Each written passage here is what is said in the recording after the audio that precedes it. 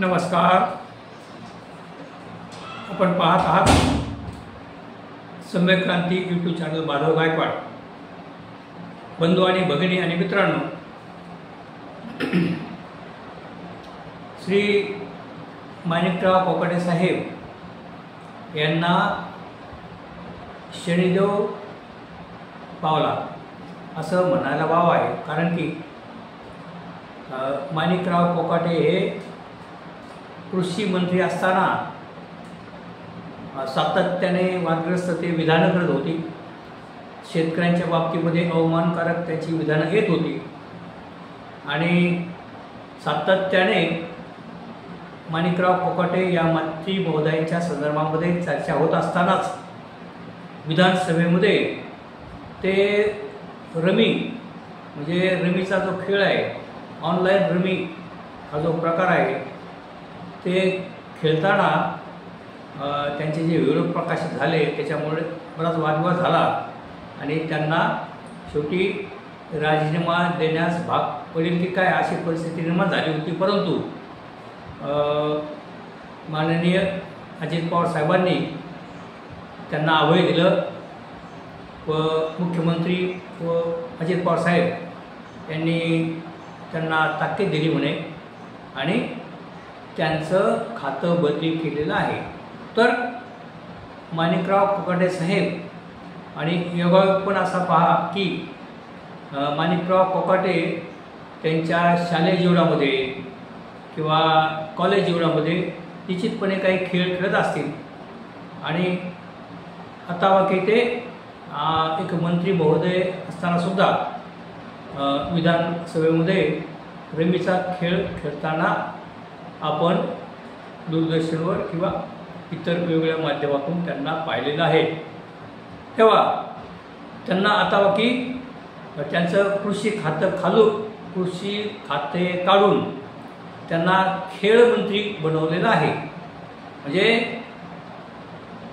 Rummy खेळणारा जे मंत्री महोदय आहेत त्यांचं जे खातं बदली केले तर त्यांना खेळमंत्री बनवलेलं आहे. तरी या पुढील काळामध्ये महाराष्ट्रातील युवतींना जे खेळाडू आहेत त्या खेळाडूंना कशा पद्धतीचं प्रोत्साहन हे माणिकराव कोकाटे साहेब देतात हे पाहणे अधिकच चांगलं होईल. कारण त्यांच्या माध्यमातून महाराष्ट्रामधील असणारे नवोदित खेळाडू सगळ्याच प्रकारचे खेळाडू असतील, मग कबड्डीपटू असतील, क्रिकेटर असतील, खो खो खेळणारे असतील किंवा इतर जे खेळ आहेत त्या खेळामध्ये महाराष्ट्रातील तरुण तरुणी, युवक युवती हे मोठ्या प्रमाणात एक तरबेज होऊन भारतीय लेवलला किंवा आंतरराष्ट्रीय पातळीवर ते त्यांची निवड होईल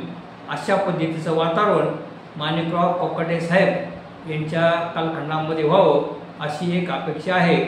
तेव्हा आणि आता हे माणिकराव कोकाटे यांच्या जागेवर मंत्री आले दत्तात्रय विठोबा भरणे हे त्यांची कृषी मंत्री म्हणून निवड झालेली आहे. हे दत्तात्रय भरणे पुणे जिल्ह्यातील इंदापूर तालुक्यातून निवडून आलेले आहेत. इंदापूर तालुका म्हणजे ते हर्षवर्धन पाटील यांचा मतदारसंघ समजला जातो, परंतु त्या मतदारसंघातून हे दत्तात्रय भरणे निवडून आलेले आहेत आणि ते मंत्री झाले आणि आता ते कृषी मंत्री झालेले आहेत. अर्थात कृषी मंत्री झाल्याच्या नंतर दत्तात्रय भरणे साहेबांनी जे भाषण केलं ते देखील कोकाटे साहेबांच्या काही अंशी त्याच मार्गाने जाणारं आहे की काय किंवा तसे पुढील काळामध्ये त्यांनी त्याच्या सुधारणा केली नाही तर कोकाटे आणि त्यांची भाषणं सारखीच होती की काय अशी परिस्थिती त्यांच्या भाषणावरून कळते. कारण की ते म्हणाले की अधिकाऱ्यांना एखादं वाकडं काम केलं तरी चालेल किंवा वाकडं काम करा आणि ते परत सरळ करा, म्हणजे कायद्याला फाट्यावर मारून तुम्ही काम करू शकता असं त्यांना म्हणायचं आहे की काय. आणि दुसरं त्यांचं आणखी एक वाक्य आहे की जे सरकारी अधिकारी आहेत, ज्या सरकारी अधिकाऱ्यांना त्यांनी सांगितलं आहे की शेतकऱ्यांची कामं किंवा तुमच्याकडे येणाऱ्या जनतेची कामं विशेषतः ते शेतकी मंत्री आहेत ना, कृषी मंत्री आहेत, तर शेतकरी ज्या वेळेला तहसीलदार, मामलेदार किंवा जे अधिकारी असतील कृषी क्षेत्रातले, तर ते शेतकरी त्या अधिकाऱ्याकडे आले तर तुम्ही त्यांची कामं तात्काळ करा, तुम्हाला पुण्य मिळेल. पुण्याचं काम आहे ते. अहो साहेब, हे पुण्य आणि पाप याचा काय संबंध आहे? ते भरपूर पगार घेतात आणि त्या कामाचा त्यांना पगार मिळतो आणि ज्या विभागातले ते अधिकारी आहेत, जे कर्मचारी आहेत, ते नियमानुसार त्यांना ते काम करणं बंधनकारक आहे. त्या खात्याचे, त्या डिपार्टमेंटचे काय नियम आहेत, त्या नियमामध्ये बसणारी कामं त्या अधिकाऱ्यांना, त्या कर्मचाऱ्यांना करायचीच असतात. फक्त त्यासाठी वेगळे आडेवाडे घेऊन शेतकऱ्यांना त्रास देऊ नये आणि त्यांच्या अखत्यारीत असणारी कामं त्यांना त्या शेतकऱ्याची करायलाच पाहिजेत. त्यांच्या खात्यामधील असणारे कायदे, त्यांचं असणारं बजेट आणि जे नियमात बसून जी कामं करायची ते त्यांना करणंच भाग आहे. त्याच्यात पुण्य लाभाचा काय प्रश्न आहे? तेव्हा अशा पद्धतीचे मंत्री महोदय, महाराष्ट्र सरकारमधले मंत्री महोदय अशा पापपुण्य, वेडेवाकडे आणि भिकारी असे अनेक प्रश्नाची ते सरबती करत असतात. तेव्हा आपल्याला या ठिकाणी असं म्हणायचं वाटतं की भरणे साहेबांनी देखील आता ज्याप्रमाणे अजित पवार साहेबांनी सर्वांना तम्मी दिलेले म्हणे की तुम्ही जरा व्यवस्थित बोला, त्या चौफुल्यावर तडफडू नका, अशा पद्धतीच्या काही आमदारांना, मंत्र्यांना त्यांनी सूचना केलेल्या आहेत. तेव्हा दत्तात्रय भरणे साहेब यांच्या माध्यमातून शेतकऱ्यांचं भलं होईल असं आपण अपेक्षा करूया. आता जे इंदापूर त्या भागामध्ये, मावळ भागामध्ये बटाटा मोठ्या प्रमाणात होतो आणि हा सर्वसाधारण गरीब शेतकरी असेल, मध्यमवर्गीय शेतकरी असेल, हा बटाटा पिकवतो किंवा त्या बटाटा पिकवणाऱ्या शेतकऱ्याला दत्तात्रय भरणे साहेब न्याय देतील, त्यांच्या बटाट्याला भाव देतील, हे देखील लोकांची अपेक्षा निर्माण झालेल्या आहे. त्याचप्रमाणे त्या ठिकाणी जे ऊस उत्पादक आहेत, आता ऊस उत्पादक हा मोठा शेतकरी, बागायत शेतकरी, हा ऊस उत्पादक शेतकरी हा डायरेक्ट अजित पवार साहेबांना देखील भेटू शकतो किंवा तो ऊस उत्पादक शेतकरी जो आहे तो डायरेक्ट फडणवीस साहेबांना देखील भेटू शकतो. परंतु गरीब शेतकरी आहे, दलित शेतकरी आहे, मागासवर्गीय शेतकरी आहे, अल्पभूधारक आहे, ते साधे कलेक्टरला देखील भेटू शकत नाही.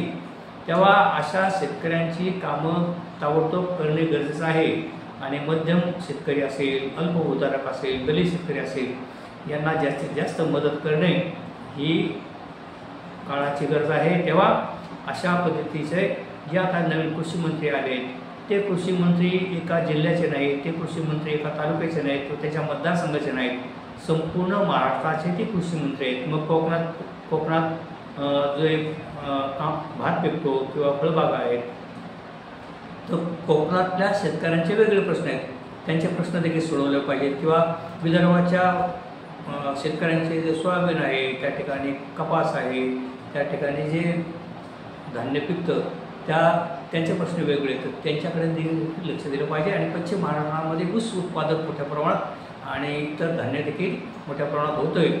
आणि विशेषतः जी ज्वारी, बाजरी, आता शेतकरी ज्वारी, बाजरी हे पीक घ्यायला मागत नाहीत, कारण त्या ज्वारी, बाजरीला मजुरापासून ते मळणीपासून तर काढणीपासून तर जेवढा जास्त खर्च येतो, म्हणून लोक आता जास्त सोयाबीन हे थोडं सोपं पीक आहे आणि या सोयाबीन एकदा लावलं की ते पाण्याच्या पावसानं देखील येतं आणि ते मशीनमध्ये ते मळून मिळालं की ते सोयाबीन हे 3-3.5 महिन्यात येणारं पीक आणि त्याकडे आता जास्तीत जास्त शेतकऱ्यांचं लक्ष पश्चिम महाराष्ट्रात देखील वेधलेलं आहे. तेव्हा ज्वारी, बाजरी देखील शेतकऱ्यांनी करायला पाहिजे आणि ज्वारीला, बाजरीला चांगला भाव आहे, परंतु त्यासाठी देखील सरकारच्या माध्यमातून प्रयत्न झाले पाहिजेत. तेव्हा जे कृषी मंत्री म्हणून जे दत्तात्रय भरणे साहेब आले, त्यांचं स्वागत करून त्यांच्या माध्यमातून शेतकऱ्यांना जास्तीत जास्त कशा पद्धतीचा फायदा होईल. शेतकरी आत्महत्या करत आहेत, सातत्याने बातम्या येत आहेत, अत्यंत दुःखदायक बातम्या येत आहेत आणि शेतकऱ्यांचे प्रश्न सातत्याने वाढताना आपल्याला दिसत आहेत. तेव्हा भरणे साहेब म्हणतात की मी शेतकऱ्यांचा मुलगा आहे, तेव्हा त्यांनी अधिकाधिक वेळ आपल्या राजकारणापेक्षा तुम्हाला दिलेलं जो माननीय अजित पवार साहेबांनी तुमच्यावर जो विश्वास ठेवलेला आहे का तुम्ही शेतकऱ्यांचे पुत्र आहात, तेव्हा शेतकऱ्यांच्या प्रश्नावर तुम्ही अधिकाधिक काम कराल आणि आपल्या सगळ्या गोष्टी बाजूला ठेवून तुम्ही अधिकाधिक शेतकऱ्यांच्या प्रश्नाच्या संदर्भामध्ये लक्ष देणं गरजेचं आहे. आणि आपण विशेषतः खरं मंत्री महोदयांनी खरं म्हणजे अचानकपणे ज्याप्रमाणे प्रमोद नवलकर, शिवसेनेचे प्रमोद नवलकर ते भ्रमंती करायचे, रात्री बेरात्री वेषांतर करून ते वेगवेगळ्या ठिकाणी छापा मारायचे आणि त्या ठिकाणी चाललेले काळे धंदे ते काढायचे. तशा पद्धतीने अलीकडल्या मंत्र्यांनी वेषांतर करून किंवा अचानकपणे त्यांच्या डिपार्टमेंटला भेटी देणं गरजेचं आहे. जर तुम्ही वेषांतर करून तुमच्या डिपार्टमेंट, तुमची जी खातं आहेत, तुमचे जे अधिकारी आहेत, तुमचे जे कर्मचारी आहेत, त्या ठिकाणी तुम्ही वेषांतर करून जर गेलात तर तुम्हाला कळेल की त्या ठिकाणी ते अधिकारी काय करतायत, ते कर्मचारी काय करतायत, काय काम करतात, त्याच्यात काय वेगळ्या प्रकारचे काम चालतंय का, किंवा खतांच्या बाबतीमध्ये किंवा बियाणांच्या बाबतीमध्ये बोगस बियाणे, बोगस खते अशा देखील बातम्या येत असतात. तेव्हा या प्रश्नाकडे आपण बारकाईने लक्ष देणं गरजेचं आहे आणि ठिकठिकाणी सातत्याने वेगवेगळ्या जिल्ह्यामध्ये, वेगवेगळ्या तालुक्यामध्ये अचानक भेटी द्या आणि मग त्या ठिकाणी परिस्थिती काय आहे ती पहा. अशा पद्धतीची एक सामान्य शेतकऱ्यांची अपेक्षा दत्तात्रय भरणे साहेबांकडून आहे. तेव्हा यापुढील काळामध्ये काहीतरी वेडवाकडं बोलण्यापेक्षा आणि प्रसिद्धी मिळवण्यापेक्षा आपण आपल्यावर जो माननीय मुख्यमंत्री व माननीय अजित पवार साहेब यांनी जो विश्वास दाखवला आहे तो आपण पूर्ण करावा आणि जास्तीत जास्त शेतकऱ्यांच्या प्रश्नाकडे रात्रंदिवस आपण लक्ष द्यावं. अशा पद्धतीची विनंती शेतकरी बांधव आपल्याकडून करू इच्छितात.